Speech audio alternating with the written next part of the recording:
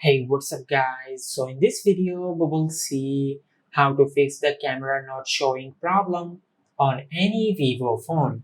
Now to do that, just open the settings app on your smartphone and from here just scroll down and tap on apps. Now from here just tap on see all apps. Now from here just scroll down and tap on camera. Now once you have done that, just tap on permissions. Now just make sure you give the camera app the permission of the camera and the microphone. Now once you do that, just go back and tap on storage and cache. Now from here, just tap on clear storage and tap on delete. Now once you have done that, and if this did not fix your issue, then you might have a hardware problem with the camera on your smartphone.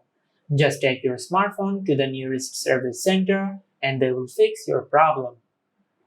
And this is how to fix the camera not showing problem on any Vivo phone. If you found this video helpful, please like the video and subscribe to our channel and hit the bell icon to get notified when we upload a new video.